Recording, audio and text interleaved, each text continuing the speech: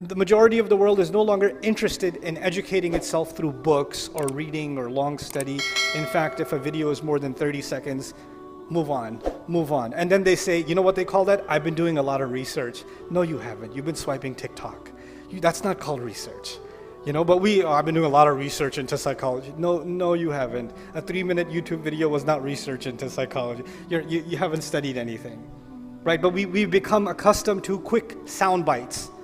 Quick kinds of education. And as a result of that, we want quick validation. And one of the things that's happened in a lot of this social media environment is one subject that keeps coming up is self-love, self-worth, self-esteem, which is what I'm talking about too. But you can take that too far.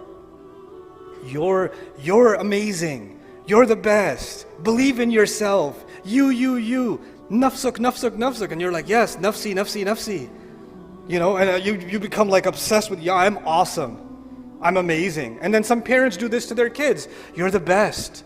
You're the best ever. You're the princess. The little 4-year-old girl. You're my princess. Everybody else is ugly. You're the prettiest. You're the best. And this little girl turns into a monster. She goes at school and she goes, the princess is here. Kiss the ring. Like she develops this like inflated sense of self. Our worthiness before Allah is something that should make us humble. Allah gave me such a high position. I better put that to work. I want to give you this by analogy. Imagine somebody gave you didn't believe in yourself. You don't think you're that good, but you applied for a job anyway. Right? You applied, they're like, I'm pretty sure they're not going to hire me. You get a call back and they want to give you the executive position. Way higher. And from what you know of yourself, you're like, I'm so not qualified for this. But you get put in that position anyway. Now once you get put in that position, I want you to think about, and I want myself to think about, what's going on in my head inside? Am I thinking, the boss is here. Watch out. That's my chair. Or are you thinking, I have been given such a high position, I better live up to this. I better up my game. I better learn more. I better become more adaptive. I better, honor this role that I've been given so I can actually prove my worthiness. So the honor was given to you first, even before you got a chance to prove yourself. The healthy attitude would be, I need to live up to this. Like it or not, now I'm here, I better step up. You understand? On the flip side is someone who gets that position without having earned it, and then says, you know what else is there to do? I already got this position. Now I can look down at everybody else who doesn't have this position. Fake it till you make it, right? That's not how this works. This is actually the reality of arrogance. So on the one hand, we value ourselves, but what we actually are supposed to value is the potential that Allah gave us. We're supposed to value the ability to make the effort that Allah gave us, not the things that Allah gave us. The things that Allah gave us, He can give to anybody else. And these things will come and they will go. But the only thing of value before Allah and before ourselves should actually be just our efforts. وَأَلَّيْسَ لِلْإِنسَانِ إِلَّا مَا سَعَى. Human beings will have nothing of worth on Judgment Day except the efforts that they made. That's it. That's all that's going to matter. So what's this balance between confidence and humility that has to be struck? Because too much self-worth will turn into arrogance. And too much humility, then you start thinking, I'm nothing, I'm nobody. I'll give you an example of this that I saw in the Islamic space.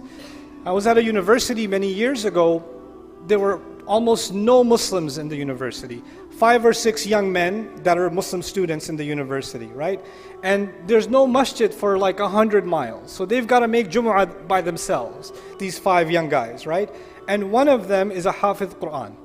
So obviously it falls on him to kind of prepare something, learn a little bit, to be able to give the khutbah and to lead the prayer. And he won't do it. He won't do it. And then you go to him and say, hey, why won't you give the khutbah? Akhi, I am nothing. I'm just a faqir. I know my worthlessness before Allah. How can I stand on the mimbar of Rasulullah sallallahu alaihi wasallam? Because I know that I'm not even worth the dirt of the feet of the ulama that are here. And he starts giving you this whole humility talk about how, no, I'm nothing, I'm worthless, I'm useless. And I tell him, I know you're useless, but still, the thing is, if you don't do it, this guy is going to lead the prayer in English. He's going to say, oh, God is great. And then he's going to, that's what he's going to, so you know what? You kind of have to step up, bro. You got to step up. You've been put in a certain position. This is not about arrogance. You're confusing the need for confidence with arrogance. This is a time to show confidence. But too much confidence, now if you imagine he starts giving the khutbah, but then there's somebody else that comes along and says, hey, this week we have a scholar. Oh, why is he taking my spot? I like my spot. Why you got to take my spot for? Can't you give him like Saturday khutbah or something? I don't know. Is there an alternative? Because I'm kind of used to having the main stage, right? So now there's arrogance. So there's this balance between confidence and humility that has to be struck.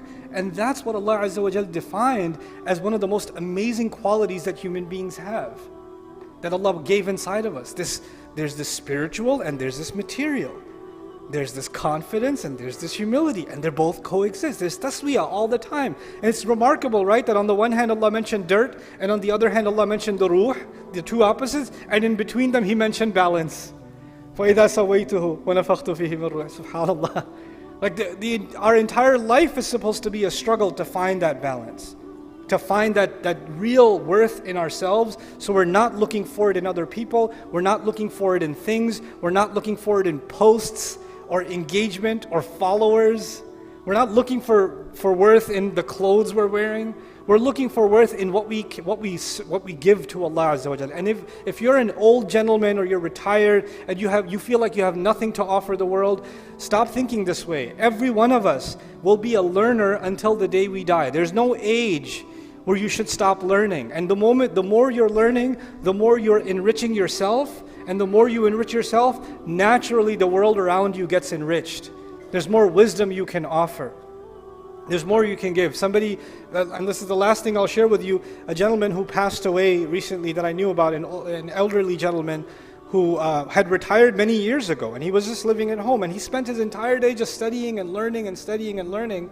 And when he passed away, his children, because he hadn't had a job, so if you look at it from a material point of view, he was kind of a financial burden on the family, trips to the hospital all the time, and what are we going to do with him? Who's going to take care of him? But on the other hand, when he left, all those kids and his grandkids and all of them, you know what they remember? The things he used to read and he used to share, the wisdom that he used to share. And that those little bits of wisdom, you don't know, they might change that grandson's life. There may be a time where, just like Allah describes Yusuf alayhi salam, لَوْلَا أَرَّآ بُرْهَانَ رَبِّهِ. Yusuf alayhi salam heard some bits of good counsel from his father Yaqub when he was little, and so many years of his life he held on to Islam. The only tarbiyah he had were some words of wisdom he heard from his father years ago, right? So no goodness is worthless. No good effort is worthless. No human being is worthless. Find value in yourself that Allah has already given you. May Allah Azza wa Jal allow us to value ourselves, see our worth, and not allow shaitan to make me and you see ourselves as someone worthless or unworthy or someone who should be stepped on or should be punished. We should stop doing that self-hatred, and may Allah allow that self-value never to turn into arrogance. Barakallahu li wa lakum fil Qur'an al-Hakim wa nafa'ani wa iyyakum bil ayati wa dhikr al-Hakim.